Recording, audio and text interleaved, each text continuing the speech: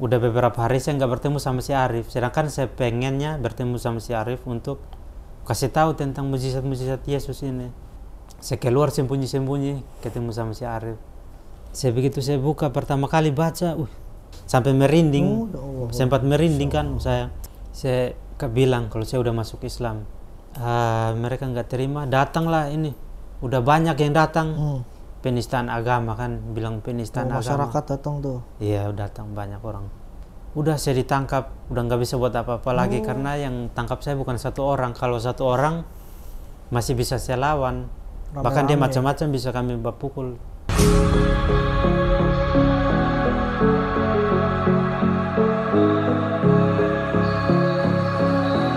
Assalamualaikum warahmatullahi wabarakatuh. Alhamdulillahirabbil alamin. Allahumma sholli ala sayyidina Muhammad wa ala ali sayyidina Muhammad. Segala puja dan puji hanyalah milik Allah Subhanahu wa taala. Salawat serta salam kita selalu bermohon kepada Allah untuk selalu limpah ruahkan kepada baginda Nabi besar Muhammad sallallahu alaihi wasallam. Alhamdulillah, kembali lagi di Wakaf TV ya. Sahabat-sahabat semuanya, sahabat wakaf dimanapun Anda berada, mudah-mudahan Anda semua selalu sehat walafiat dan selalu diberikan keberkahan oleh Allah Subhanahu wa taala. Kesehatan juga, karena biar bagaimanapun kesehatan adalah sarana atau fasilitas yang diberikan oleh Allah untuk kita bisa beribadah lebih giat lagi. Dan alhamdulillah sekarang atau kali ini kita akan coba membahas kisah mu'alaf kembali ya bersama saudara kita dari NTT ya, Nusa Tenggara Timur. Masya Allah, luar biasa. Sebelum kita syuting tadi kita ngobrol, itu membuat saya terenyuh sedikit ya. Terharu perjuangan beliau, sehingga beliau sampai sekarang ini insya Allah sedang atau on the way lulus dari salah satu perguruan tinggi, yaitu perguruan tingginya adalah membahas tentang Quran. Nah, di mana nanti kita akan coba ngobrol dengan namanya Bang atau Mas Abdurrahman ya. Sebelumnya bernama Vincent. Dan kita langsung sapa saja beliau. Assalamualaikum. Waalaikumsalam warahmatullahi wabarakatuh. Sehat? Alhamdulillah sehat, Mas. Sehat ya, Masya Allah, luar biasa. Kegiatan apa sekarang nih? Masih skripsi atau? Kalau kegiatan sih sekarang udah ini. Udah lulus apa belum? Iya, udah lulus. Oh, udah lulus. Udah lulus sidang skripsi kemarin, jadi lagi kerja ini revisi. Oh, revisi saja ya. Berarti sudah diuji sama dosen ya? Ya, sudah. Masya Allah. Saya manggilnya Vincent atau Abdurrahman yang enak nih? Bebas. Baik, saya coba nanti akan dua-duanya mungkin saya panggil ya. Mas Abdurrahman, tentang Islam ya, tadi saya tertarik banyak sekali yang ingin saya bahas, dan terutama juga kita akan bagikan kepada saudara-saudara muslim kita, karena memang saya perlu sampaikan di sini juga kepada para penonton ya, saya ingin katakan bahwa atau mendisklaimer bahwa ini adalah konten khusus muslim ya. Jadi yang non muslim saya sarankan tidak menonton ini, karena memang ini khusus edukasi muslim untuk memperkuat keimanan seorang muslim, seperti itu ya. Jadi kalau misalkan teman-teman atau saudara-saudara kita non muslim ingin nonton ya silahkan, tapi saya sarankan tidak, karena memang kita akan coba membahas tentang kemu'alafan dari Mas Abdurrahman atau Mas Vincent ini. Baik, Mas Vincent, kita santai aja ngobrolnya, Mas, santai aja. Ya, Mas. Jadi kenapa waktu itu kok bisa kenal Islam? Awal mulanya gimana itu ceritanya? Kan orang itu kan nggak ujuk-ujuk langsung, wah saya mau syahadat gitu kan, pasti kan ada ini juga ceritanya nih. Boleh ceritain nggak secara utuh gimana ceritanya? Jadi awal mulanya itu kenal Islam dari teman saya namanya Arif. Jadi sedikit cerita, Arif ini dia itu pindahan dari Sumatera, kampungnya Sumatera atau setahu saya Sumatera. Nah kebetulan dia itu pindah ke kampung saya dan buka warung kecil-kecilan di situ dan jualan di situ kan. Terus kebetulan rumah dia sama rumah saya itu nggak jauh, dekat, jadi bisa diajak untuk main gitu. Nah awal mulanya kenal Islam dari si Arif ini. Jadi pertama itu saya belum tahu tentang Islam. Oh, Islam itu ternyata mereka itu nabinya bernama Muhammad. Saya belum tahu itu kan.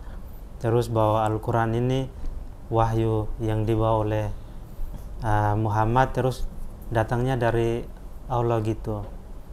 Terus bahwa Islam itu ajarannya seperti ini, terus mengajarkan kasih sayang, terus dilarang juga untuk berperang kecuali orang yang memerangi kita baru kita perangi mereka, dan itu pun juga atas perintah dari Allah juga. Sedangkan yang selama ini saya tahu sebelum saya belajar sama si Arif ini, saya tahu bahwa Islam itu agama bunuh-bunuhan kan. Ceritanya dulu itu ada di Palestina, dikit-dikit perang, terus dimusuhi, dan itu yang teroris juga itu Islam semua. Nah, saya dengar cerita itu dan kemudian dihasut juga bahwa Islam itu bukan agama yang baik gitu. Nah, kemudian awal mulanya kenal Islam itu dari saya menonton video-video Islam. Awalnya itu tentang video Nabi Sulaiman. Itu video paling pertama itu yang saya nonton. Yang Nabi Sulaiman dikasih mujizat dari Allah untuk dia bisa menaklukkan jin, kemudian dia bisa berbicara dengan semut.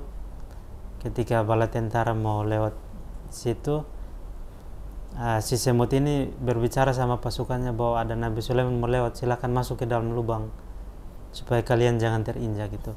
Nah, Nabi Sulaiman ini mendengar pembicaraan mereka. Akhirnya Nabi Sulaiman memberhentikan prajurit-prajurit untuk mempersilahkan semut ini masuk dulu ke dalam lubang. Nah, saya nonton itu video itu sampai selesai dan tertarik, ada ketertarikan sendiri untuk melihat video-video seperti ini kan.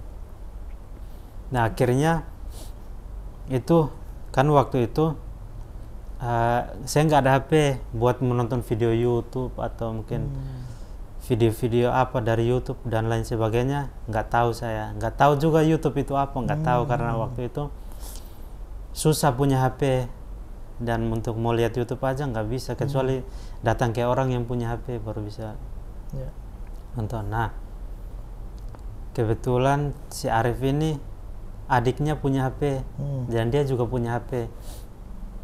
Nah, saya nonton video-video itu dari HP-nya si Arif. Kemudian video yang kedua itu tentang video Nabi Muhammad yang memberi makan si orang buta Yahudi. Tapi ketika dia memberi makan si orang buta Yahudi ini, dia malah mengejek Nabi Muhammad. Sedangkan Nabi Muhammad itu berada jelas di depan dia, tapi dia tidak mau kasih tahu bahwa yang kamu ejek itu saya, cuman tersenyum dan dengan lemah lembutnya memberi makan si Yahudi buta itu.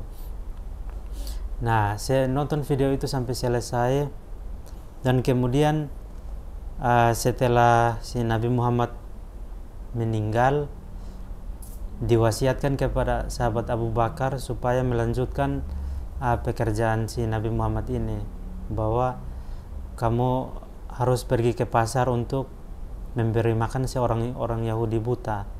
Di sana dia buta dan dia perlu bantuan untuk makan dan lain sebagainya. Dan Nabi Muhammad ini sebelum dia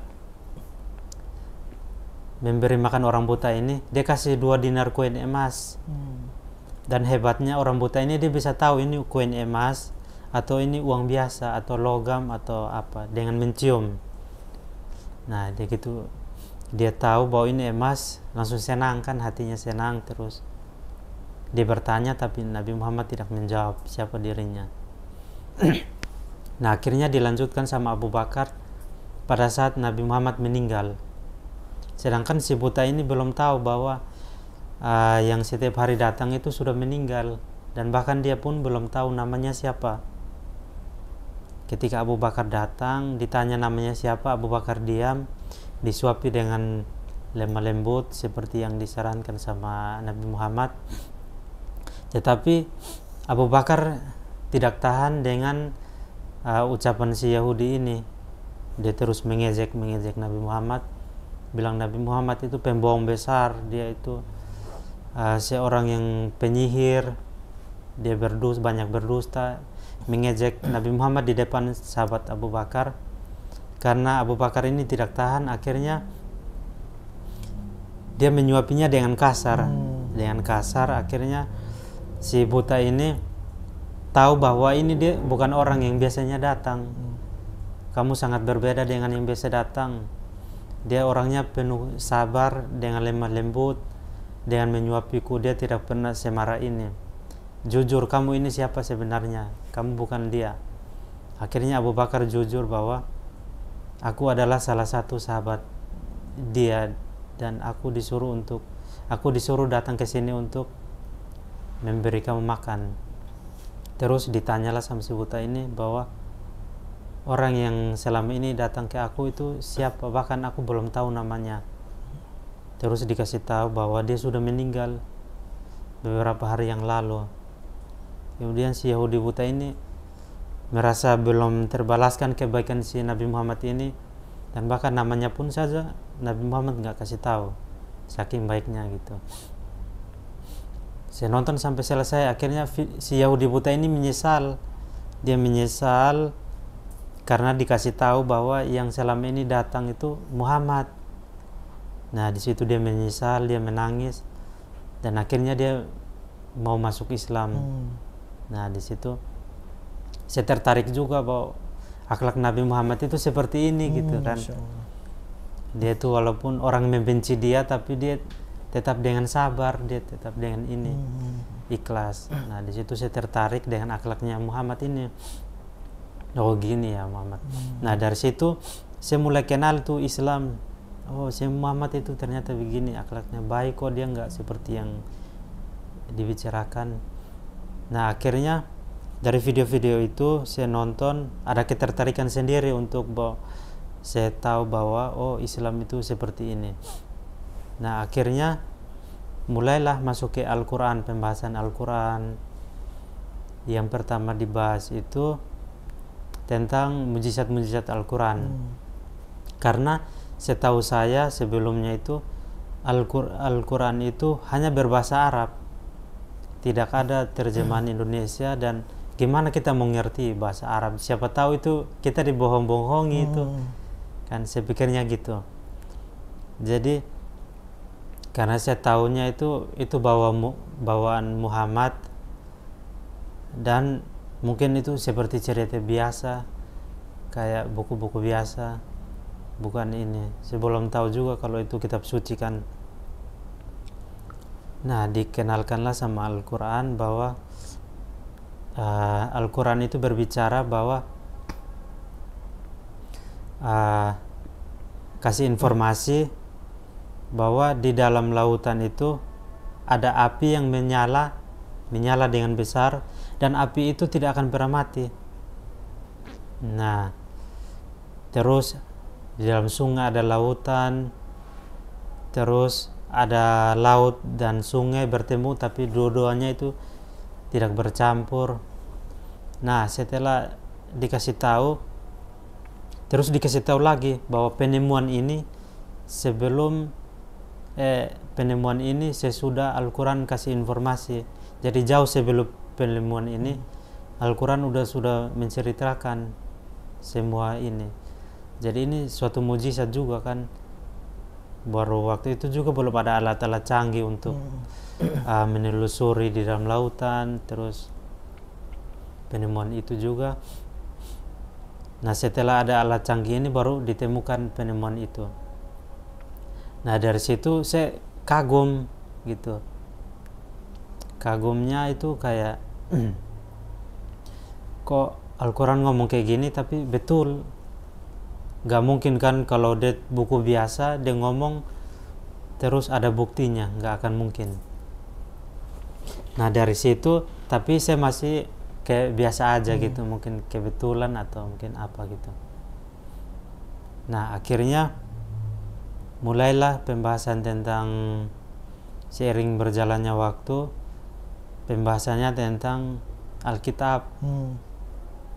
Nah, kami membahas tentang Alkitab, di mana si Arif ini membahas tentang Alkitab saya. Dan yang dibahasnya itu sebelumnya saya belum pernah belajar, belum pernah mempelajari itu, dan bahkan saya tidak tahu. Yang dimana dibilang bahwa Alkitab ini itu dikasih tahu dulu dari Al-Quran, bahwa Al-Quran itu mengoreksi Alkitab kami. Gitu. Jadi ayat Al-Quran ini berbicara bahwa kitab Injil yang dipegang oleh umat Kristen itu dulunya adalah sebuah kitab suci yang murni, tapi kemudian ada beberapa orang yang mereka mengubahnya untuk kepentingan pribadi. Mereka menjualnya dengan harga murah, mereka menambah, mereka mengurangi. Jadi Al-Quran berbicara seperti itu, kayak kasih informasi ke ini kami bahwa ini bukan aslinya lagi, aslinya itu udah dirubah, udah mereka buang, mereka tambah, mereka kurangi. Wah, saya kesal waktu itu. Masa sih kamu ngomong kayak gitu? Yang benar aja ini, saya nggak terima. Waduh. Itu. Nah, saya nggak terimanya karena dia bilang gini, kamu percaya nggak ini kitab suci? Oh, jelas saya percaya ini kitab suci dari Tuhan.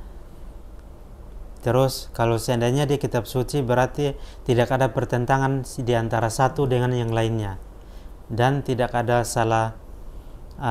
tidak ada yang berbohong di antaranya.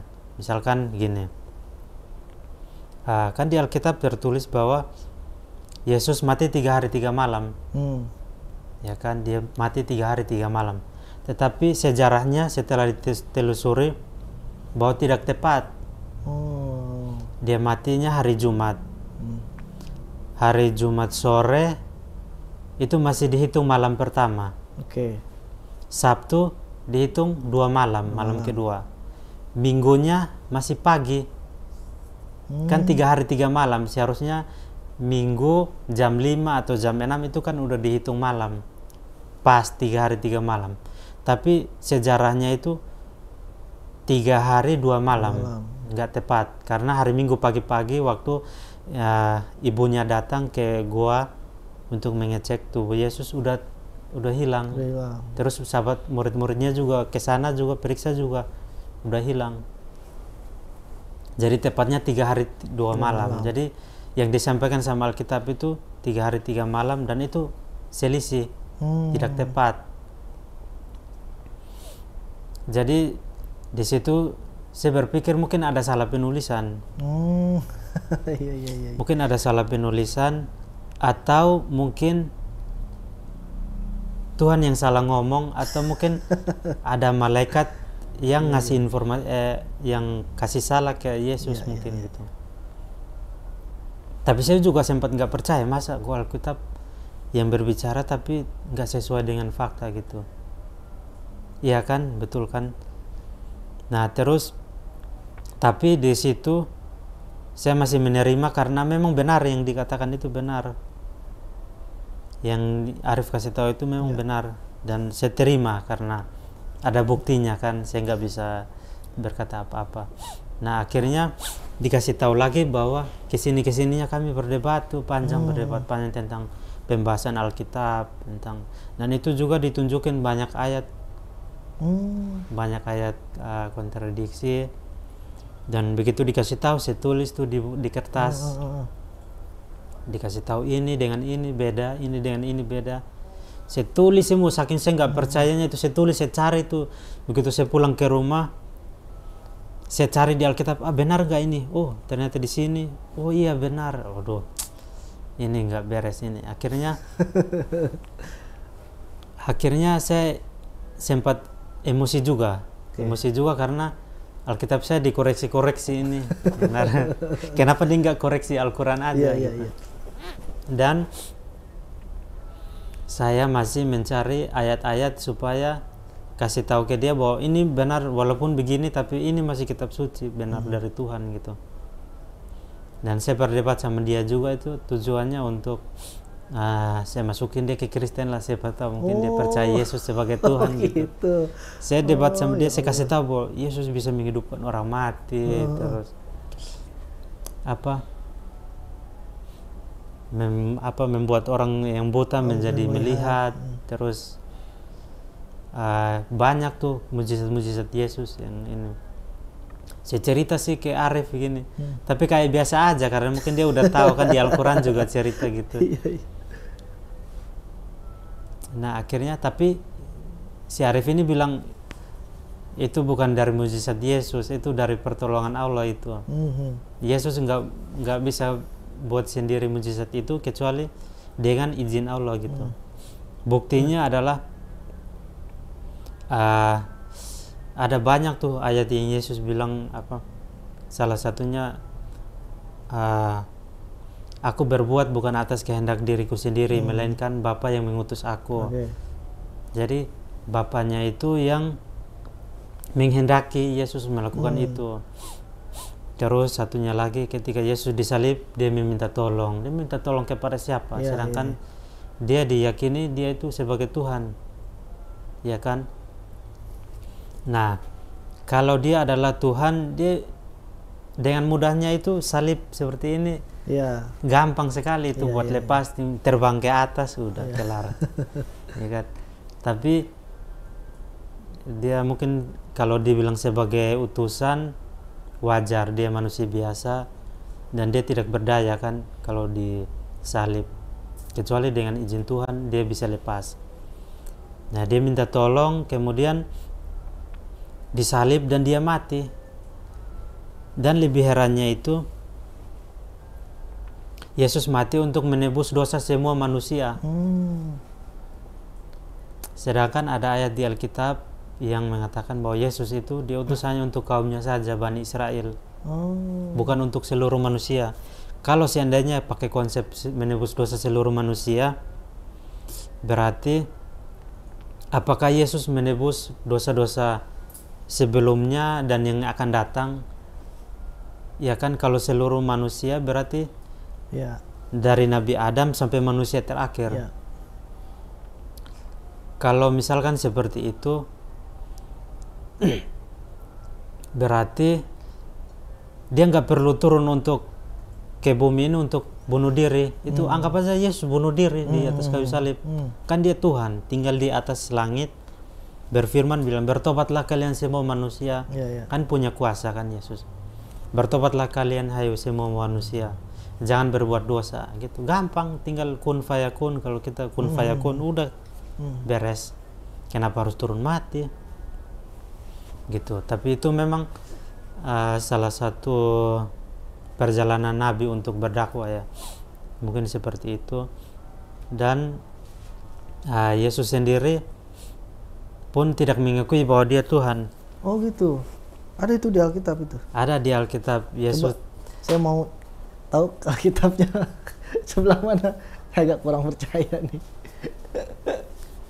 Nah, coba kasih tahu ke saya. Kalau itu Yesus berbicara dalam Markus 12 ayat 29. Itu pada saat datang kepadanya orang-orang ini, datang banyak orang karena Yesus, mereka tahu bahwa Yesus datang ke kampungnya. Kemudian orang-orang datang dan bertanya bahwa hukum manakah yang paling utama? Kemudian Yesus menjawab, Yesus, hukum yang terutama ialah, dengarlah hai orang Israel, Tuhan Allah kita, Tuhan itu Esa. Artinya bahwa Yesus sendiri mengakui bahwa Tuhan itu adalah Allah. Yang pertama yang perlu digarisbawahi bahwa Yesus percaya bahwa Tuhan itu Allah. Dan Tuhan itu Esa tadi. Iya, Esa. Kemudian yang kedua, Tuhan itu Esa. Esa itu artinya satu. Mau dalam bahasa Arab, mau Yunani, mau semua, itu Esa artinya satu. Kemudian di situ Yesus mengatakan bahwa ada kata kita, berarti dikasih tahu ke orang-orang bahwa aku dan kamu di situ menyembah Tuhan yang Maha Esa. Karena kita, berarti aku dan kamu, kita itu orang yang sedang berbicara dan orang yang sedang mendengarkan, sama-sama kita di situ. Ya. Kecuali Yesus bilang kalau Tuhan Allah kalian itu aku, atau Ya. Tuhan Allah kalian itu adalah Allah Ya. yang Maha Esa di ini. Nah, itu kan beda pembahasannya. Kalau udah bilang kita berarti semua di sini ini adalah kita. Jadi pengakuan dia sendiri nggak Ya, bisa ya, dipungkiri ya, ya. kan. Ya. Nanti silakan ini dikoreksi. Cek, ya. Siapa yang mau bertanggung jawab ini yang bilang Yesus Tuhan, silakan nanti dipertanggungjawabkan aja. Tapi itu mungkin dari ajaran gereja mungkin Ya. karena penebusan dosa, terus banyak ajaran-ajaran di gereja seperti itu, akhirnya banyak generasi Kristen yang percaya Yesus sebagai Tuhan. Dan dari Alkitab pun sendiri tidak ada satupun yang dari pengakuan Yesus bilang dia Tuhan. Oh. Karena Al-Quran sendiri memang kasih tahu bahwa Yesus itu adalah seorang nabi seperti nabi-nabi terdahulu. Ya. Dia itu sama seperti Nabi Musa, Nabi Ibrahim, terus Nabi Yusuf, dan nabi-nabi yang diutus sebelumnya. Mereka itu dibekali dengan mujizat supaya kaumnya percaya. Nah, kalau mereka tidak dibekali mujizat, pasti bisa dibunuh. Biar ada yang percaya, ada yang menolak, gitu. Dan itu pun atas izin Allah. Buktinya Yesus waktu mau menunjukkan mujizat, dia berdoa dulu. Kepada siapa dia berdoa? Kan di dalam Kristen itu ada sebagian yang percaya bahwa Yesus itu Allah sendiri. Jadi Ruh Allah itu turun berwujud Yesus ke bumi untuk penebusan dosa itu. Sedangkan sebagian Kristen lain mengakui bahwa Yesus sama Allah itu beda. Yesus tetap Tuhan Yesus, sedangkan Allah itu adalah Bapaknya Yesus. Dan di dalam Alkitab sendiri pun ada ajaran Trinitas. Trinitas itu Allah Bapa, Allah Anak, dan juga Roh Kudus. Dan mereka ini satu, menjadi satu, Esa. Gitu kan. Kalau mereka menjadi satu berarti pada saat Yesus mati itu habislah ini, siapa yang mau pelihara bumi ini, bisa bertabrakan bumi. Ya kan? Logikanya gitu. Iya, ya? logikanya gitu. Sedangkan dalam penelitian ini kalau misalkan kalau nggak ada yang menjaga bumi ini, kan gravitasi tuh bumi di atas itu banyak gravitasi. Berjalan-jalan kalau bisa bertabrak, nanti jatuhnya ke bumi pasti. Kalau nggak ada yang menjaga itu, Yesus pada saat Yesus mati itu 3 hari, bayangkan. Siapa yang mau jaga? Hancur ini bumi, udah nggak ada lagi bumi. Nah, terus dari situ saya pelajari tentang Islam. Itu debat panjang, tapi saya masih ragu. Ya? Saya udah percaya waktu debat itu, saya udah percaya bahwa memang Yesus Al-Quran itu benar wahyu, karena udah ditunjukin kan banyak bukti memang bahwa Al-Quran itu wahyu. Terus dari banyak mujizat juga dari Al-Quran. Kayak Al-Quran bilang kamilah yang menurunkan Al-Quran dan kami pula yang menjaganya. Jadi kalau ada manusia yang mau rubah, jangan dari manusia, dari jin pun silakan kalian bersatu untuk rubah ini. Al-Quran tuh maksudnya. Iya, untuk rubah. Tidak akan bisa, karena ini Allah sendiri yang menjaga kan. Dari banyaknya yang hafal Al-Quran, terus banyak yang mempelajari. Nah, terus yang membuat saya yakin terhadap Islam, kemudian memutuskan untuk mualaf, itu dari debat tentang ketuhanan Yesus. Yang dari Yesus awalnya dia bilang Yesus itu nabi, terus kemudian Yesus itu utusan. Emang ada juga ayat di Alkitab yang Yesus bilang kalau dia itu adalah utusan. Ada di situ? Ada juga, cuman saya lupa ayatnya. Kemudian Yesus bicara kalau seorang anak tidaklah lebih besar dari bapaknya. Artinya dia itu tidak lebih besar dari Bapa. Bapa itu Allah kalau di Alkitab. Nah, dari perdebatan itu, debat panjang karena saya nggak terima Yesus sebagai Tuhan. Cerita lagi orang tua saya waktu itu, cerita ke orang tua bahwa si Arif ini bilang kalau Yesus bukan Tuhan. Oh, antum cerita? Iya, cerita. Awalnya itu saya sering-sering agama si Arif ini, orang tua biasa aja karena saya nggak cerita juga kan, gini-gini nggak cerita. Akhirnya orang tua larang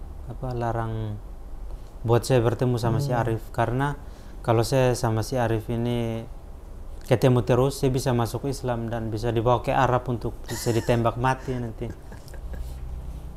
Nah, akhirnya di situ orang tua larang untuk berkomunikasi sama si Arif. Dan udah beberapa hari saya nggak bertemu sama si Arif, sedangkan saya pengennya bertemu sama si Arif untuk kasih tahu tentang mujizat-mujizat Yesus ini, kasih tahu tentang Alkitab supaya siapa tahu dia bisa masuk ke Kristen gitu. Oh iya, oke. Saya punya tujuannya itu. Akhirnya saya keluar sembunyi-sembunyi ketemu sama si Arif. Waktu itu kan saya masih SMA kelas 3 atau kelas 2 kalau nggak salah. SMA? Ya, masih SMA. Nah, bertemu sama si Arif. Akhirnya udah kami dua debat lagi, debat panjang tentang kontradiksi Alkitab, ketuhanan Yesus. Nah, di situ nggak tahu kenapa, mungkin mau jalannya dapat hidayah, saya yang kalah di situ, luluh hatinya, karena saya secara langsung membaca Al-Quran. Saya pengen lihat si Al-Quran itu kayak gimana, seperti apa. Wah, bahasa Arab doang itu nggak ngerti. Lu ngerti nggak ini bahasa Arab? Saya tanya gitu, kamu ngerti nggak ini bahasa Arab? Ada tuh terjemahannya di situ, harus dipelajari lagi kalau bahasa Arabnya. Tapi ada terjemahannya supaya jelas antara yang Arabnya dengan Indonesianya. Saya buka tuh Al-Qurannya, saya buka acak-acak aja bacanya, buka begini, baca tuh dari atas sampai. Karena begitu saya baca pertama itu kata-katanya itu nggak pernah dengar saya, halus banget gitu kan. Beda ya? Iya, beda sama Alkitab, beda banget asli. Begitu saya buka pertama kali baca, wah, sampai kagum-kagum saya, sampai merinding, sempat merinding kan saya. Nah, dari situ saya baca terus, saya buka lagi, acak lagi, baca begini. Wah, sampai kayak surat Maryam, surat Al-Baqarah, terus surat tentang Muhammad. Yang saya buka waktu itu tentang yang bilang Muhammad diancam. Kalau orang kan menuduh ini Al-Quran ini karangan Muhammad ya. Yeah. Al-Quran ini, Muhammad itu seorang penyair, dia menulis Al-Quran sendiri. Terus turun ayat yang Allah ancam bahwa kalau seandainya kamu Muhammad menulis Al-Quran itu, kamu berbicara sendiri dan kamu bilang kalau ini adalah Al-Quran wahyu dari Tuhan, kami potong urat lehermu nanti. Ada kan kayak gitu. Bilang kalau Nabi Muhammad seandainya dia berdusta, akan Allah potong urat lehernya nanti satu-satu sampai ini. Nah, saya baca itu tapi bahasanya lebih halus lagi. Nah, kagum saya di situ. Oh, kalau Nabi Muhammad macam-macam karang ini udah habis nanti. Habis ya, iya, habis. Karena Allah yang ancam kan. Iya. Kalau manusia yang ancam bisa jadi kita bayar polisi tangkap udah beres. Kalau Allah yang ancam mau kabur kemana dia? Nah, dari situ saya baca karena saking tertariknya, pengen pinjam, saya boleh nggak saya pinjam ini buat Al-Qurannya ya, buat baca-baca gitu. Boleh, senang deh, tersenyum Arif, senang. Udah ini bawa aja nanti. Begitu saya ini pulang ke rumah, saya ganti covernya jadi Alkitab, Al-Quran ini saya ganti dengan cover Alkitab. Karena Al-Quran itu kelihatan jelas. Tulisan Al-Quran sama logo-logonya dan sama bahasa Arabnya kelihatan. Taruh di atas meja pasti ini ada Al-Quran di sini, siapa yang bawa ini Vincent. Wah, kurang ajar. Nah, karena saya takut kelihatan, takut ketahuan, saya ganti. Sama orang tua takut waktu itu ya. Iya. Jadi saya kalau baca begini, orang tua pasti bilang ini covernya kan Alkitab kan ya. Oh, baca Alkitab. Sampai saya dibilang tumben rajin-rajin baca Alkitab, padahal kan gitu. Padahal yang isinya Al-Quran. Nah, tapi itu orang tua belum nggak tahu tuh kalau itu. Nggak tahu sama sekali karena saya duduk di tempat tidur di pojokan di paling pojok. Jadi kalau ada yang mau datang, kalau lihat dari jauh pasti Alkitab begini kan, tapi saya bacanya terus. Nah, akhirnya saya baca terus tuh. Sampai surat Maryam itu sampai semua kelar itu saya baca. Yang Nabi Maryam diusir karena dia difitnah, bilang dia itu seorang pezina. Tapi kami menolongnya dengan ini. Itu hampir habis tuh saya baca. Karena saking tertariknya, udah mau yakin tuh, ini bukan kitab sembarang ini. Ini betul memang wahyu, betul. Ceritanya sama kayak di Alkitab juga, cuman Alkitab itu nggak terlalu memperjelaskan gitu. Dari Yesus mati sampai Yesus kecil sampai dia mati nggak sampai selesai. Kalau Nabi Muhammad di sini cerita juga di Al-Quran cerita dari dia kecil sampai dia meninggal, lengkap semua kan. Saya baca tentang Isa, tentang Maryam, terus tentang Muhammad juga, tentang Muhammad yang diusir, terus dia banyak di situ. Akhirnya tertarik. Mungkin dapat hidayah di situ saat saya baca Al-Quran itu. Langsung luluh di situ, langsung luluh. Akhirnya luluh. Masih ragu-ragu. Saya ragunya itu lagi di Alkitab lagi malahan. Terus. Udah yakin dengan Al-Quran, baliknya ke Alkitab, udah mulai ada goncangan gitu. Karena mungkin mau jalan hidayah, ada niatan mau masuk Islam. Itu dari niat sendiri, dari hati. Gak tahu kenapa, saya pengen saat itu juga masuk Islam. Tapi saya masih berpikir lagi, mungkin ada godaan lagi dari setan, mungkin apa, nggak tahu. Kalau kamu masuk Islam, kamu lihat bapak kamu tuh nanti kamu kena pukul sampai habis kan. Bapak kamu jahat, emang bapak saya jahat. Dan Galak dari gitu ya? keluarga sendiri Islam itu memang dibenci. Ya Allah. Kalau tahu kamu masuk Islam, ini habis, ini bisa dipukulin ini sampai habis. Kamu bisa digantung, bisa. Nah, jadi ada godaan kayak gitu. Takut lah ya. Saya tunda dulu. Terus bilang, kalau kamu masuk Islam juga nanti kamu bisa nggak tamat SMA ini, kamu tamat sekolah. Pokoknya keluar aja kamu nanti dari sini. Anak durhaka. Saya udah kayak bayang-bayang gitu kan. Akhirnya saya tunda untuk masuk Islam. Nah, habis itu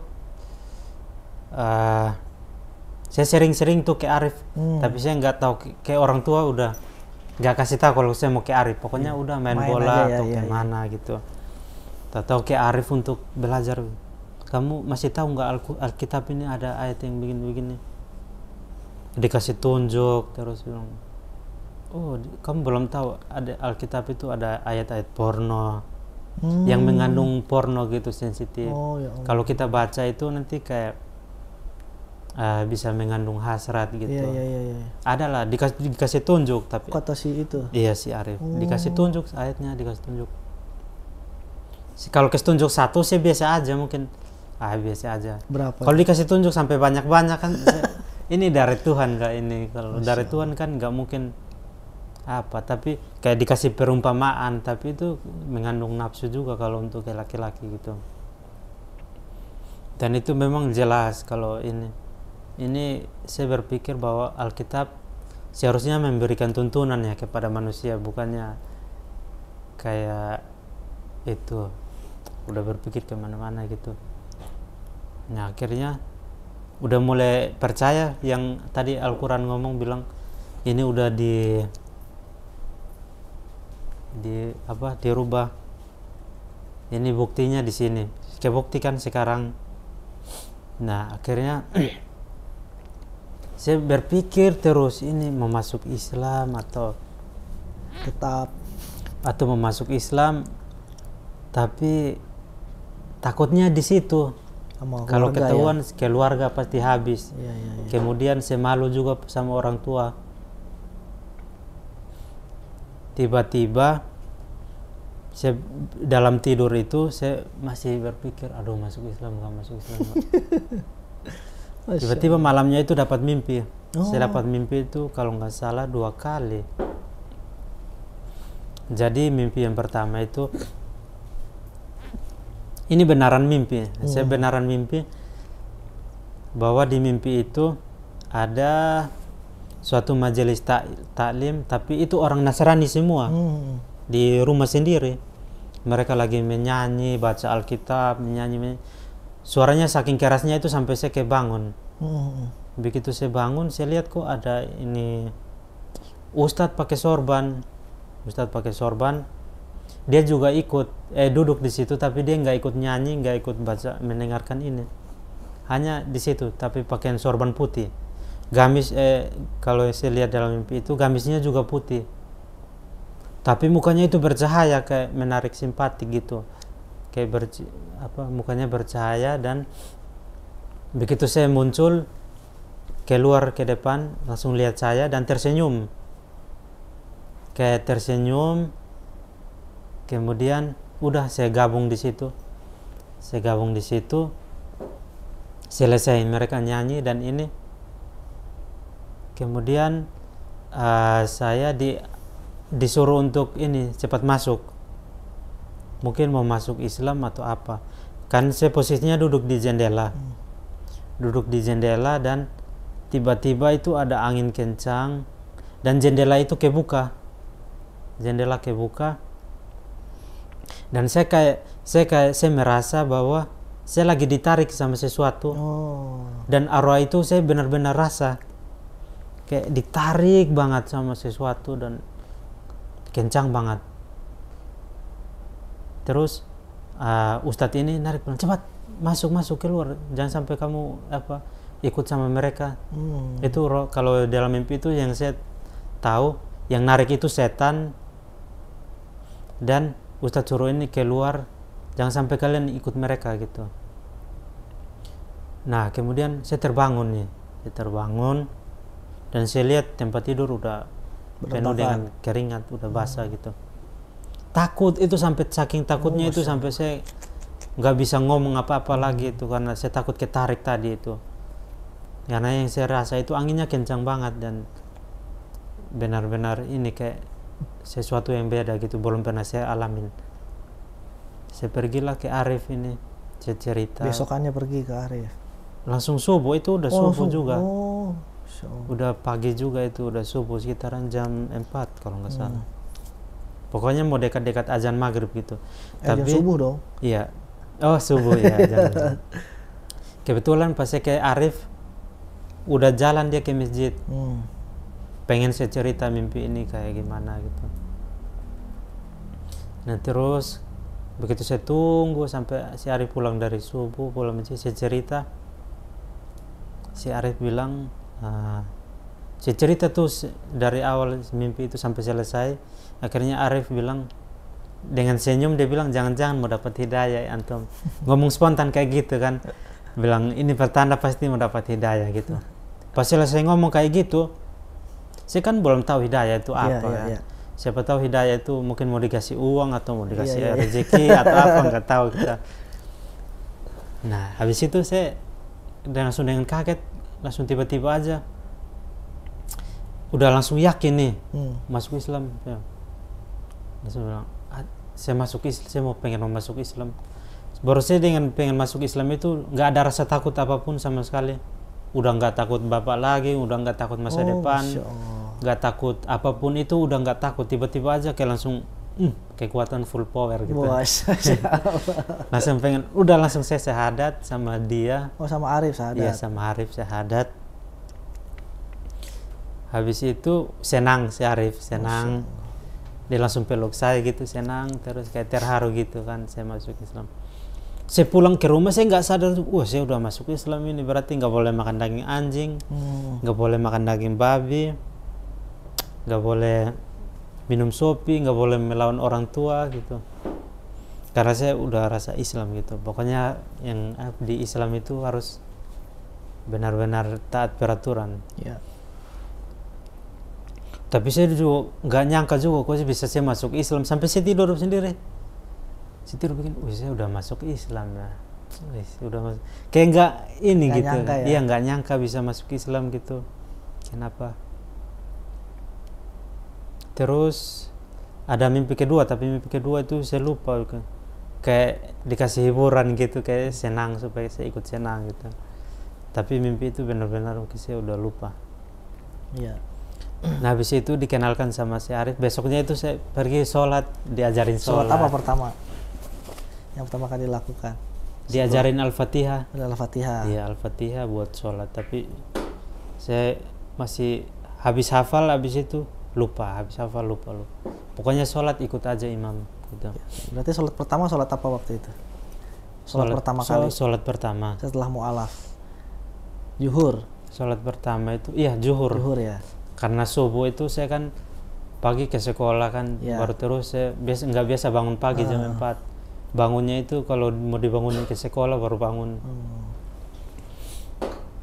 Nah habis itu sholat zuhur udah dikenalkan sama DKM masjid begini-begini. Tapi saya bilang sama Arif, kalau saya masuk Islam gak boleh ada yang tahu nih. Iya.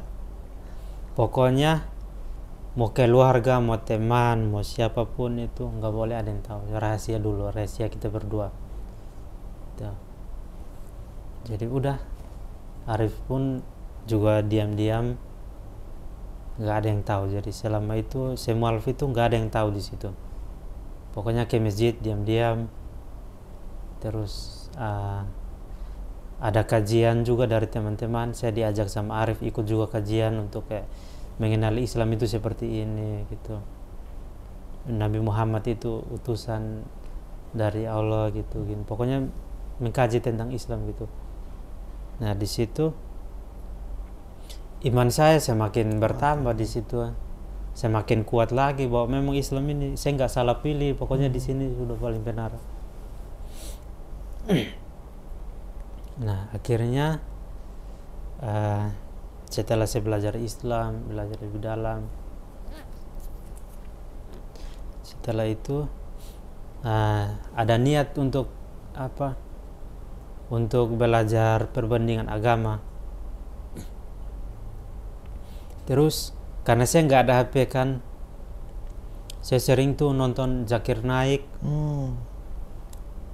Terus yang kedua itu Ustaz Nababan, guru saya sendiri yang sekarang ini saya di pesantrennya. Karena Ustaz Nababan ini debatnya kok beda ya, suaranya lantang, tegas, baru betul. Wah saya tertarik nih sama Ustaz Nababan. Saya nonton terus video-videonya, saya nonton dikasih tunjuk sama si Arif ini. Saya pengen kayak Ustaz Nababan ini, pengen belajar ini kristologi biar bisa jadi kayak beliau gitu. Nah saya pengen tuh, kapan nih saya bisa kayak gini, pengen belajar agama. Nah di situ saya sempat berdoa juga pengen masuk ke pesantren Anaba supaya bisa kayak nanti saya dakwah ke orang tua gitu. Nah setelah itu karena kondisi itu mungkin belum ada orang yang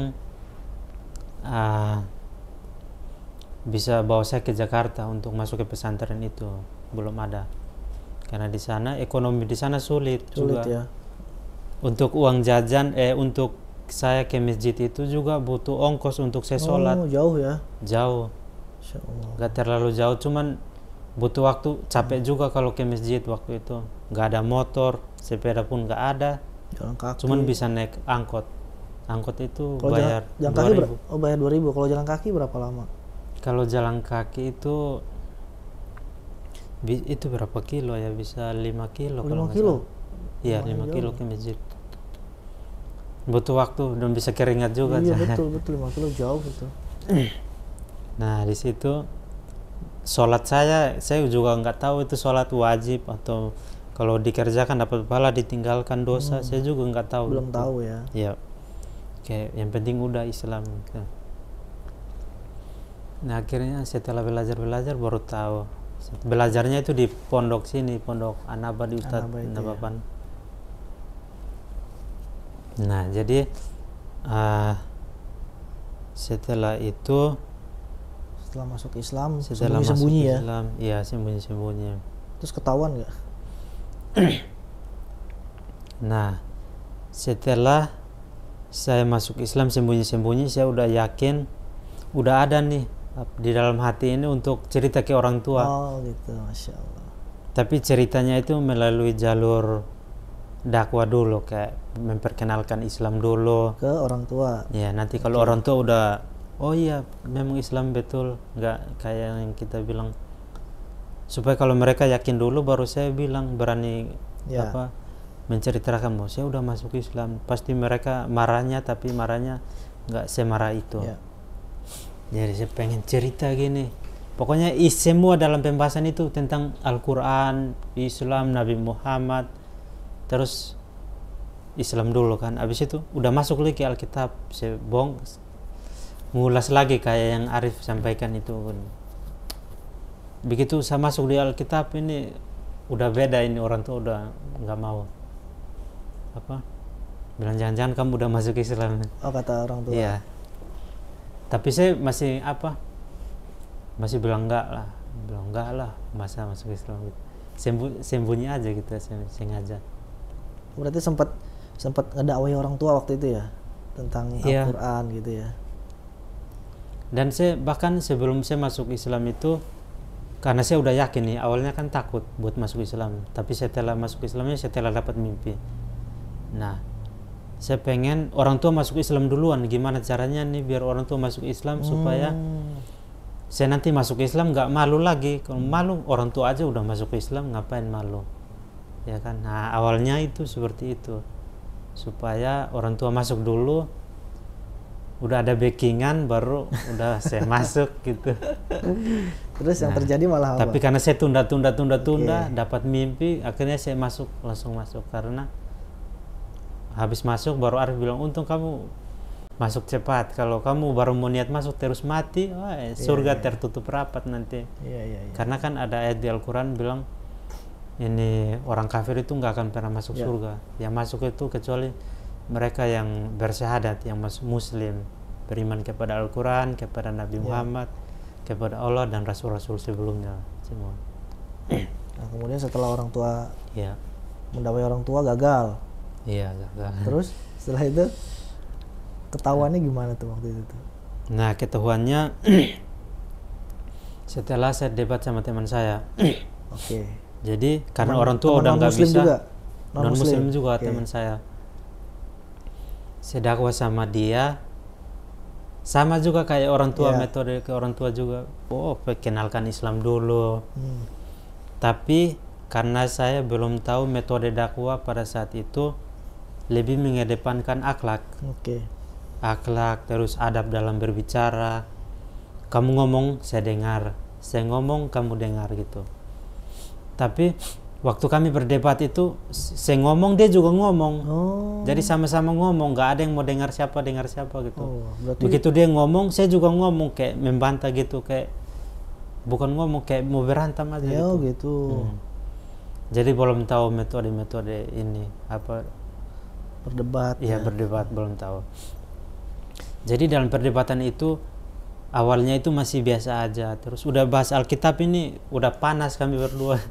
Karena saya udah keluarin banyak bukti, dalil segala macam. Dia malah ngeyel kayak nggak ini. Akhirnya dalam perdebatan itu, karena saya udah jengkel, terbawa emosi, udah nunjukin bukti segala macam, tapi dia nggak mau, dia malah marah. Dan saya juga ikut marah karena waktu itu emosinya masih belum stabil, belum ini, karena agamanya masih kurang. Nah akhirnya ditanyalah sama dia, bilang, jangan-jangan kamu udah masuk Islam ini, kok kamu lebih ke Islam gitu, jangan-jangan kamu udah masuk Islam. Karena waktu itu saya udah sunat. Mereka mulai curiga, saya ikut-ikut sama Arif, tiba-tiba sunat. Masya Allah. Dan saya sunat itu, keluarga pun juga udah mulai curiga. Tapi karena saya sendiri bilang belum masuk Islam, jadi mereka percaya gitu. Nah dari perdebatan itu saya bilang kalau saya udah masuk Islam. Nah dari informasi dia ini, dari teman saya ini, ceritalah ke orang-orang. Wah itu sampai heboh. Cerita ke orang-orang bilang Vincent udah masuk Islam, dia ngomong Alkitab ini bukan kitab suci. Terus kita menyembah patung berhala, terus Yesus bukan Tuhan, dia ngomong kayak gitu. Orang yang dengar itu, apalagi diprovokasi sama dia itu, pas dengar itu langsung ngamuk, mereka udah nggak tahan lagi. Langsung saya dicari pada saat itu. Yang cari saya itu bukan cuman dia bawa teman-teman yang suka minum mabuk.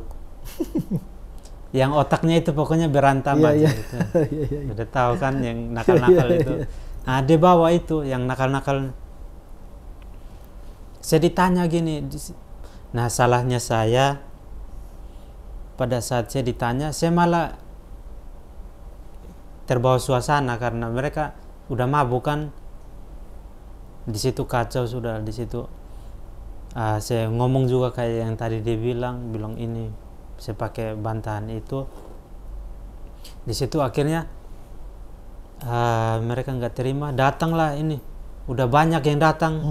Penistaan agama kan, bilang penistaan agama. Masyarakat datang tuh. Iya datang banyak orang. Akhirnya udah saya ditangkap, udah nggak bisa buat apa-apa lagi karena yang tangkap saya bukan satu orang. Kalau satu orang masih bisa saya lawan, bahkan dia macam-macam bisa kami pukul. Tapi yang datang banyak, akhirnya saya dipukul, ditendang, sambil diseret jalan ke rumah PRT. Tapi sambil dipukulin itu saya nggak bisa tahu ini siapa yang mukul karena orang mabuk semua dan itu banyak juga. Mereka nggak mau tahu mau apapun itu, kalau udah bilang menghina Alkitab sama menghina Tuhan mereka itu udah mereka bilang bunuh. Dan pada saat itu ada keluar omongan itu. Iya. Jadi pada saat saya udah dipukulin sampai udah berdarah, pelipis ini berdarah. Dan bahkan ini bengkak juga untuk sampai berapa hari ya bengkak. Seminggu ada. Benar-benar dipukulin di sini. Dan itu benar bengkak. Habis itu pas keluar darah, karena mungkin keluarga udah takut, udah diamuk sama massa ini, karena itu udah amburadul aja itu pukulannya. Dan saya juga kayak puyang begini, udah nggak bisa lihat lagi. Nah habis itu karena keluarga sendiri udah lihat, wah ini harus diamankan gitu. Mereka telepon polisi.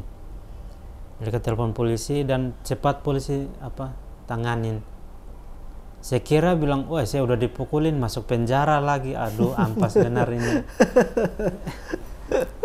Tapi nggak tahu kalau polisi datang itu untuk mengamankan ya. Karena yang mereka mabuk-mabuk itu udah bilang kalau ini lepas ini kami bunuh dia nanti kalau sampai lepas gitu. Karena yang hadang saya sendiri ini keluarga sendiri yang mengamankan. Jadi kalau keluarga kan mereka nggak bisa ngapa-ngapain. Keluarga saya ada yang mau ngancam mau bunuh, bilang kalau lepas pasti kami bunuh nanti. Karena mereka mungkin terpengaruh mabuk kan. Nah habis itu udah diamankan sama polisi, malamnya dibawa ke kantor polisi. Saya udah bengkak, nggak bisa ngomong apa-apa lagi, saya udah diam aja gitu. Tapi yang herannya itu pada saat saya dipukulin itu saya kayak merasa kalau saya mati ya saya nggak ada rasa takut. Nggak tahu, mungkin pertolongan dari Allah gitu ya. Biasa kalau orang mau dibunuh itu dia ada rasa takut, wah pisau bisa masuk sini, ini sakit. Tapi pada saat itu saya nggak ngerasa itu. Kalau dibunuh biasa aja sih, sini bunuh gitu, ayo bunuh aja nggak apa-apa gitu. Ada timbul perasaan itu karena teman saya sendiri pernah ngomong, saya ada sempat ingat bahwa tenang, ada Allah bersama kita. Apapun yang terjadi, mau kamu mau dibunuh atau apa, Kalau kamu udah yakin, kamu udah percaya, ada Allah bersama kita. Nah, sempat saya beringat kata-kata itu, udah langsung kuat saya, tiba-tiba mau bunuh atau mau apapun, terserah saya, udah pasrah ya. Nggak takut, udah. Nah, habis itu ditanya sama keluarga sebelum dibawa ke kantor polisi, ditanya, kamu udah masuk Islam? Benar kamu udah masuk Islam? Iya, udah masuk Islam. Kenapa kamu masuk Islam? Dimasukin sama si Arif masuk Islam. Oh, saya bilang enggak, saya masuk Islam atas kemauan sendiri. Dan Arif sendiri pun diintegrasi juga dia. Oh gitu. Dia juga mau dipukulin, mau di ini. Akbar. Kalau seandainya saya bilang kalau si Arif ini, saya masuk Islam karena si Arif, bisa-bisa Arif juga dipukuli, mau dibunuh juga bisa jadi, karena dia menyesatkan. Kalau mau dibilang dia itu memprovokasi saya untuk masuk ke Islam, ya, menyesatkan gitu. Dan dia juga diusir juga, mau dipukulin atau enggak, saya juga ini. Akhirnya si Arif pindah dari tempat saya itu, dia pindah ke sana lagi, ke daerah jauh ya. Tapi masih di NTT masih ya. Oke, sekarang sih di pasar. Nah, akhirnya ditanya udah masuk Islam, saya bilang udah.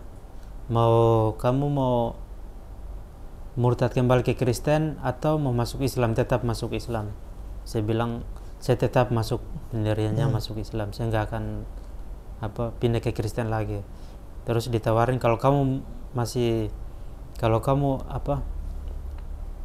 kamu tetap di Kristen, kalau kamu kembali ke Kristen nggak akan diproses lagi.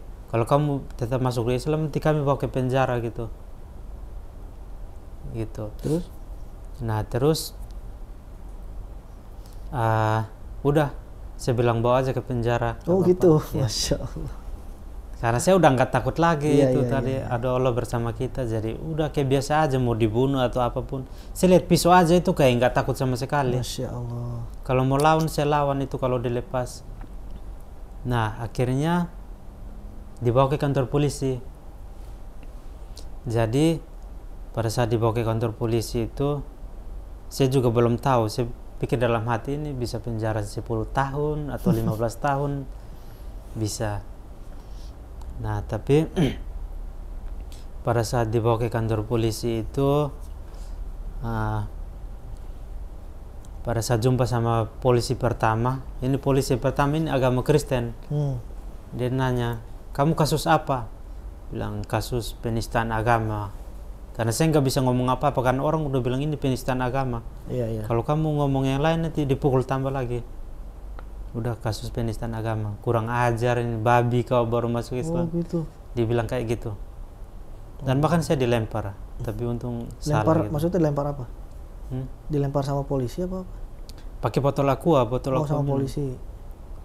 Iya, tapi salah. Mungkin kayak bercanda, saya pikirnya biasa aja gitu. Itu aja buat nakut-nakutin ya. Kamu ini masuk Islam cari masalah, nggak bisa ini diam kamu. Kamu siapa? Udah ini belajar Alkitab sampai mana? Kamu udah CD belum? Belum. Lebih marah lagi dia, pantas aja kamu. Nah, habis itu udah ada komandan datang. Komandan ini agama Islam. Karena dia udah tahu cerita ini dan udah diceritain sama anak buah dia, bilang ada mualaf masuk Islam terus kasusnya penistaan agama. Begitu dia datang, bilang ini kasus apa penistaan agama? Oh, bawa ke kantor saya gitu. Saya udah tambah takut, ini pasti dihabisin. Karena tapi antum tahu kalau komandan Islam? Belum tahu waktu itu. Saya tahunya di situ Kristen semua. Jadi saya kalau di dalam kantor begitu masuk di sel itu pasti saya dalam hati dipukulin pasti sampai hancur di situ. Karena dengar cerita orang-orang kalau di penjara itu kerjanya dipukul terus. Betul. Nah, jadi begitu masuk ke dalam, saya pikir mau tanya apa atau langsung dipukul atau ngapain. Tiba-tiba ditanya pertama itu, kamu masuk Islam atas kemauan sendiri atau terpaksa gitu? Saya bilang kemauan sendiri. Benar kamu nggak dipaksa, nggak dikasih uang atau di gimmick ini apa gitu, nggak ada. Terus kenapa kamu masuk Islam gitu? Saya cerita tuh dari panjang lebar, dari saya ketemu Arif, terus perjalanan saya masuk Islam, terus dapat mimpi, akhirnya memutuskan untuk masuk Islam. Sampai ajudan ini geleng-geleng kepala sampai mau nangis dia. Ajudannya Muslim juga? Muslim. Di situ baru ajudannya bilang, alhamdulillah kamu bertambah saudara kamu masuk Islam. Baru saya tahu dia Muslim. Oh gitu. Di situ kayak hati saya langsung lega, alhamdulillah. Dia kayak mendukung saya gitu kan. Habis itu ajudannya bilang, kamu tenang aja di sini, nggak ada yang ngapa-ngapain kamu. Saya di sini komandan, jadi saya yang punya wewenang di sini buat ini. Kamu di sini nggak akan kenapa-kenapa lagi di sini. Langsung teringat lagi tuh kata-kata tenang bersama. Ada Allah bersama kita. Ada Allah bersama kita kan. Ini mungkin jawabannya di sini ini. Kalau kita percaya, kita ini nggak takut, jawabannya ini. Nah akhirnya udah lega tuh, saya yang dari tadinya pikir mungkin saya di penjara, mungkin dipukulin atau dihabisin. Saya duduk diam di sofa, mau makan, mau tidur. Udah, saya kerjanya di penjara itu, saya kerjanya cuman saya berapa hari di penjara, mungkin 1 minggu. Oh 1 minggu, Masya Allah. Saya kerjanya itu duduk aja diam di situ. Ada yang datang kasus ini, kasus pencurian, kasus pemukulan orang, banyak tuh kasus di situ. Saya lihat ini, wah ini kasusnya banyak. Akhirnya karena saya udah nggak betah lagi di situ, di sini hanya duduk-duduk aja, ngapain di sini. Terus tapi komandan itu rajin sholat ya. Masya Allah. Pas mau azan sholat itu saya diajakin berapa kali buat sholat berjamaah di masjid keluar, diajakin makan bareng gitu. Oh Masya Allah. Saya masih ingat benar itu mukanya komandan, saya baik hati kali. Nah habis itu karena saya udah nggak betah lagi, saya bilang tuh sama komandannya, saya mau pulang, saya udah rindu keluarga. Karena waktu itu saya kalau jauh dari keluarga saya benar-benar rindu. Apalagi kalau beberapa hari itu kalau nggak ketemu sama orang tua itu saya rasanya kayak jauh banget dari keluarga gitu. Oh, tapi emang orang tua itu nggak jenguk seminggu di sana? Nggak jenguk karena keluarga sendiri takut. Oh takut, Masya Allah. Takut kalau ini keluarga nggak jenguk, jadi takut.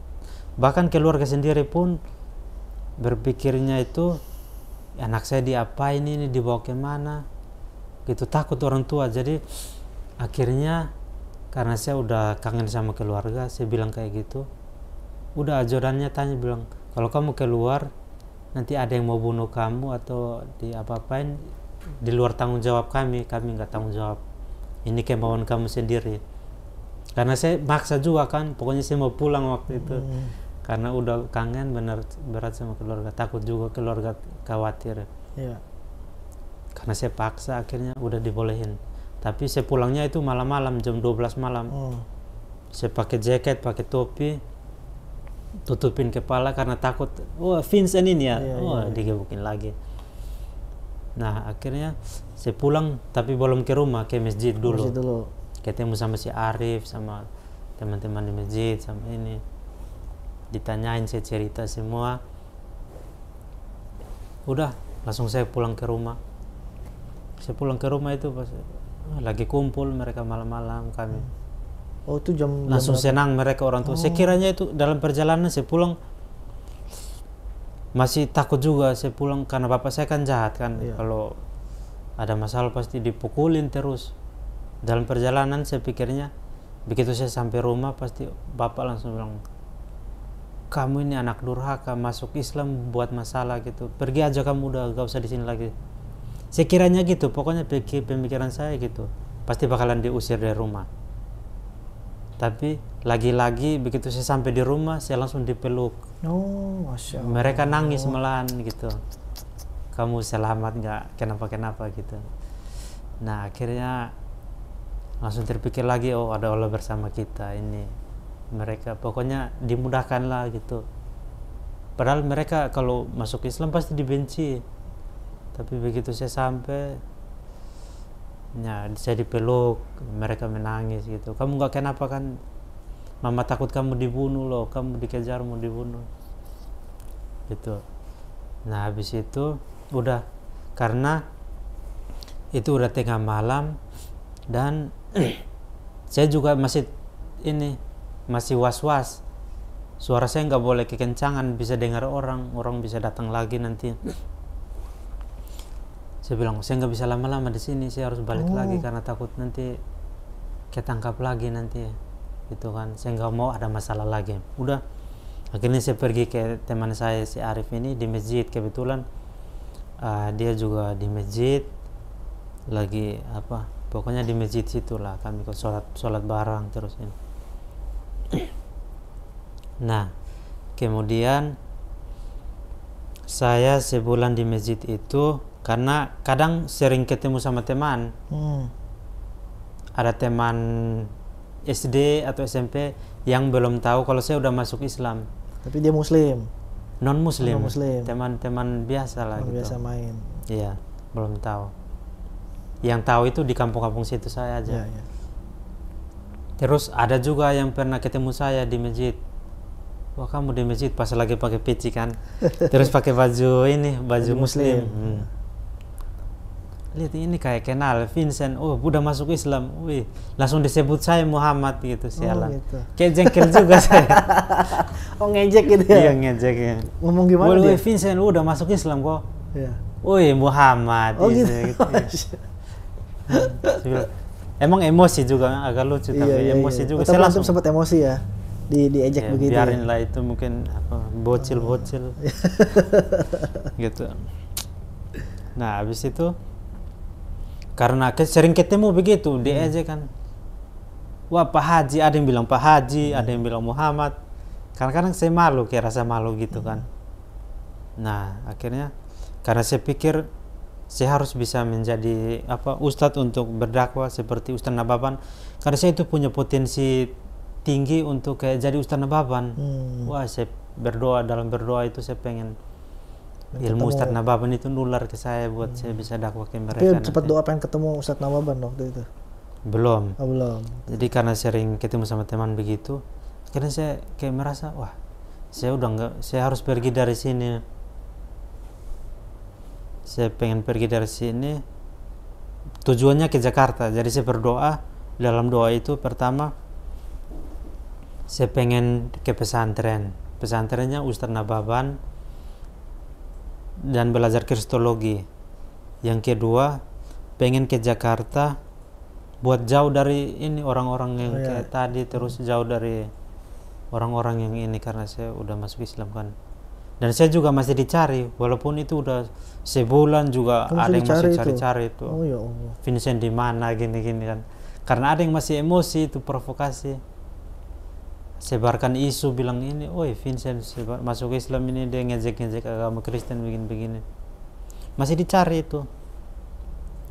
Nah, saya nggak berani keluar di luar.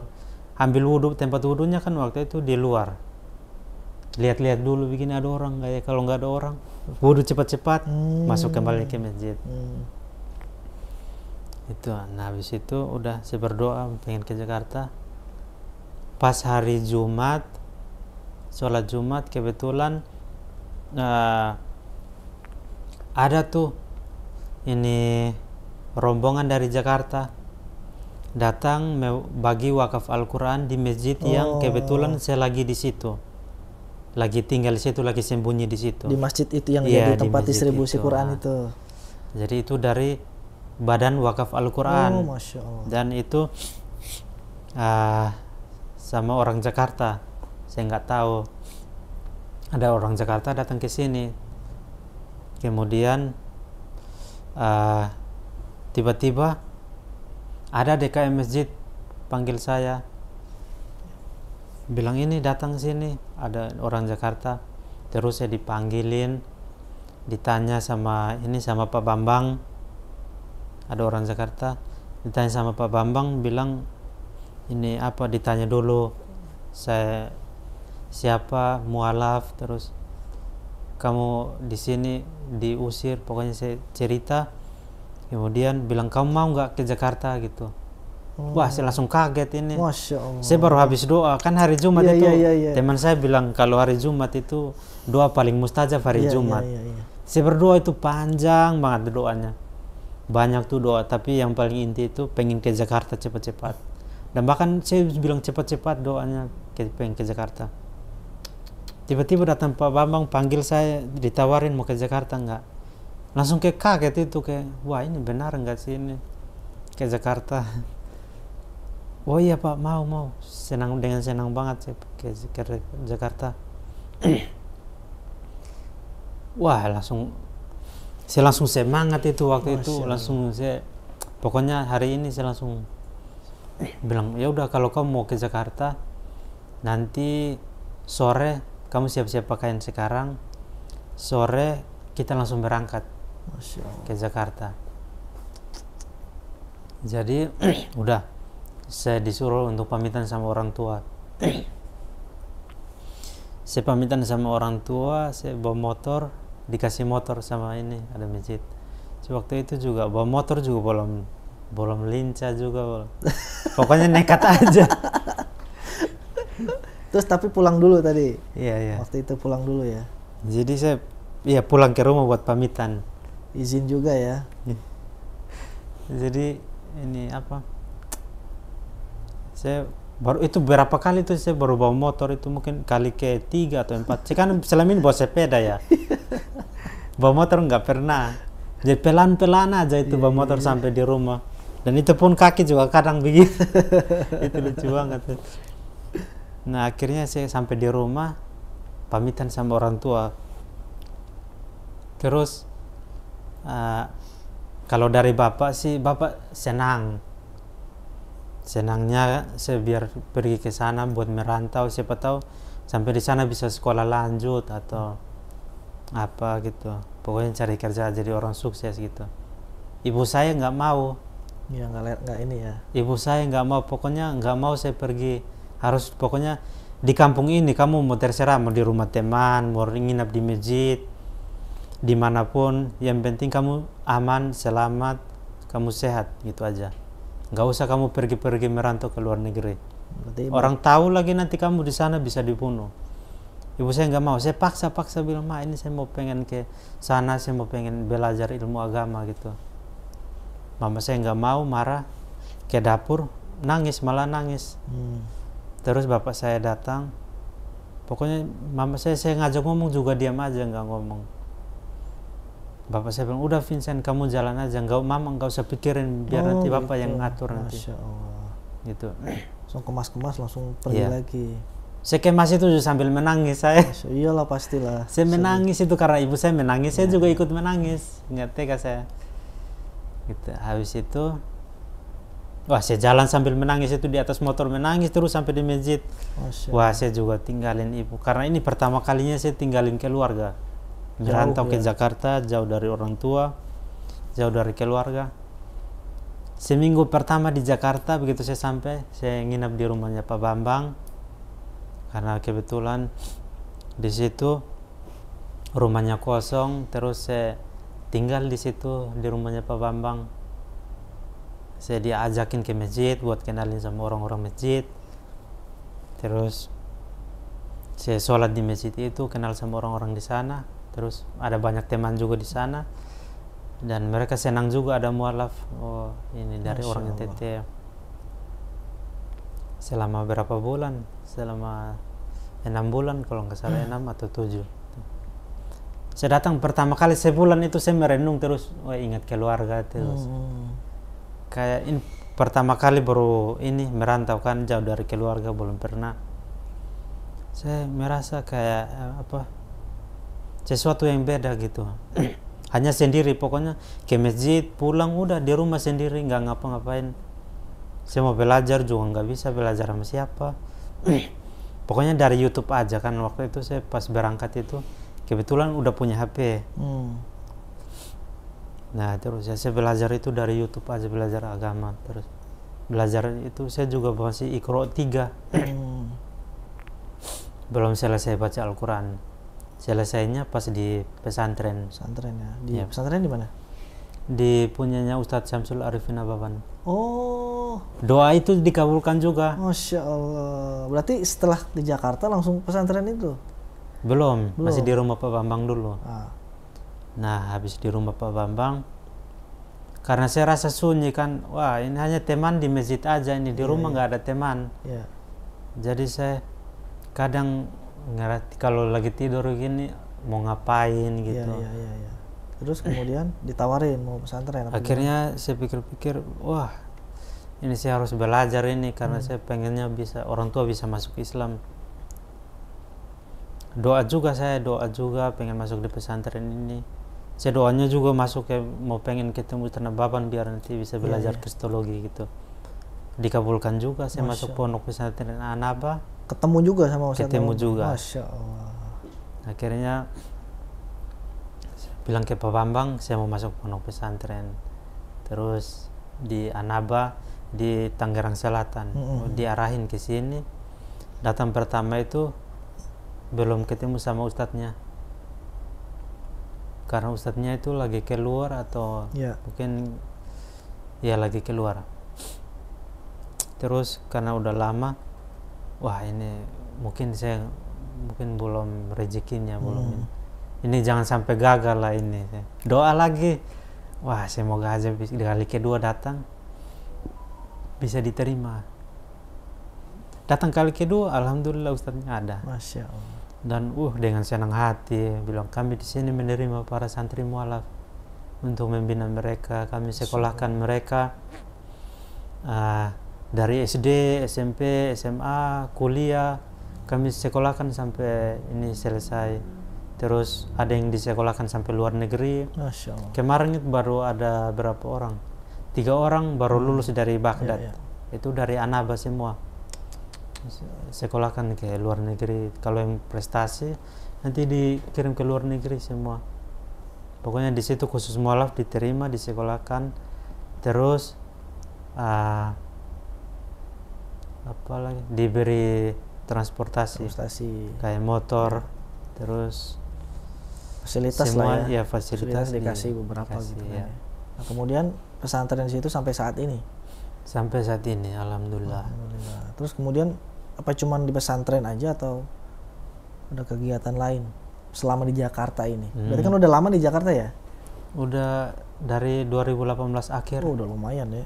Udah hampir 4 tahunan hampir, ya? Hampir 5 tahun. Hampir 5 tahunan lah ya? Iya. Masya Allah. Udah ngapain aja 5 tahun di Jakarta? Nah itu belajar perbandingan agama, terus belajar kristologi. Saya datang pertama kali itu baru seminggu tiba-tiba ada agenda kristologi. Ada ini apa? Ada orang Nasrani juga. Dia ikut kajiannya Ustaz Nababan kristologi. Pada saat itu kami barengan juga. Saya baru masuk Islam juga kan. Baru 1 tahun masuk Islam. Ikut pertama kali ikut kajian itu. Wah itu langsung lebih kuat lagi iman saya. Masya Allah. Dan yang itu masuk itu masih Nasrani. Tiba-tiba seminggu dia langsung datang lagi mau syahadat. Masya Allah. Kepikiran mungkin itu. Masya Allah. Ustadz saya memang hebat sih Ustadz Nababan. Jadi kalau begitu sekali ikut aja pasti langsung kena mental langsung. Ya karena kan Ustadz Nababan kalau yang saya kenal itu kan beliau kan tegas dan baru itu kalau hadir langsung itu nanti 2 kali pertemuan, 1 kali pertemuan langsung out. Saya pernah sekali ngikut itu aja udah kayak live ya secara langsung ya. Cuman kalau di video kan banyak tuh. Cuman ketika saya datang live langsung ngeliat Ustadz Nababan, wah itu luar biasa ya. Iya. Kemudian dari situ apa namanya? Tapi sekarang pesantren itu kan waktu itu SMA ya? Apa udah lulus SMA? Udah lulus. Lulus SMA. Iya, Enggak ngelanjutin ini kuliah. Nah, habis itu datang ke sini lanjut kuliah. Kuliah juga. Iya, lanjut kuliah. Lanjut kuliah dapat beasiswa. Wah, Masya Allah. Terus kuliahnya di PT IKI. PT IKI. Iya, di PT IKI. Alhamdulillah kemarin udah tanggal berapa kemarin? Tanggal 14 udah selesai sidang skripsi. Alhamdulillah. Sekarang tinggal urus revisi, kemudian wisudanya bulan Oktober. Oktober nanti ya. Tahun ini ya. Tahun ini. Insya Allah. Alhamdulillah. Nah, nanti setelah lulus antum mau ngapain tuh? Ilmunya mau dipakai buat apa tuh yang lulus dari PT IKI dan dari kristologi itu? Kalau rencana saya setelah lulus ini pengen berdakwah juga ke kampung-kampung gitu bagi yang ini pengen berdakwah lah untuk artinya ingin menyebarkan Islam ya, untuk menyebarkan Islam terutama mungkin ke orang tua kali ya yang tapi orang tua sampai sekarang masih non muslim ya Kalau orang tua sekarang masih non muslim. Adik kakak masih di sana semua? Baru saya orang pertama di situ muslim. Oh gitu. Orang pertama. Di kampung itu ya? Iya. Masya Allah, luar biasa. Mas Vincent. Vincent siapa namanya tadi? Vincent Watonis. Waduh, saya agak susah nyebutnya. Watonis. Kalau nama Islamnya Abdurrahman. Abdurrahman. Iya. Abdurrahman, Mas Abdurrahman. Mudah-mudahan cerita yang tadi disampaikan itu bisa membuat bertambah keyakinan saudara-saudara kita muslim ya. Karena memang video ini tujuannya dibuat untuk saudara-saudara kita muslim. Mudah-mudahan juga Mas Abdurrahman setelah lulus bisa langsung segera merealisasikan rencana dakwahnya. Amin. Mudah-mudahan juga bisa selalu dimudahkan sama Allah ya, dan istiqomah pastinya ya. Saya doakan Mas Abdurrahman selalu diistiqomahkan sama Allah Subhanahu wa taala. Amin, amin. Ya. Jangan menyerah, terus semangat ya. Pasti sekarang tambah semangat dong, kan udah mau lulus. Iya. Ya kan nggak nyangka kan dari NTT yang tadinya dipukulin ya kan. Terus tiba-tiba masuk kantor polisi yang dikira mau dipenjara, mau dipukulin, malah dikasih fasilitas. Gitu. Hasilnya bukan fasilitas ya, apa ya? Kenyamanan, yang malah gitu. Kenyamanan gitu. Artinya pihak polisinya juga nggak seperti pikiran Abdurrahman waktu itu ya. Pikirannya kan mau dipukulin dan lain sebagainya gitu. Ternyata enggak gitu kan. Masya Allah, luar biasa. Terima kasih Mas Abdurrahman, mudah-mudahan istiqomahkan selalu ya, mudah-mudahan berkah, barakallah. Sahabat wakaf, Masya Allah luar biasa tadi kisahnya ya. Mudah-mudahan ini bisa menjadi pelajaran buat kita, dan yang paling penting adalah saya ingin sampaikan ini konten khusus untuk muslim ya. Bagi yang non muslim saya sarankan jangan menonton. Kalaupun penasaran ingin menonton ya silahkan, karena kan saya nggak bisa melarang. Saya hanya bisa memberikan saran untuk non muslim jangan nonton, karena ini tayangan khusus untuk muslim. Terima kasih sudah menonton. Terus dukung kami di channel Wakaf TV ya tentunya ya. Assalamualaikum warahmatullahi wabarakatuh.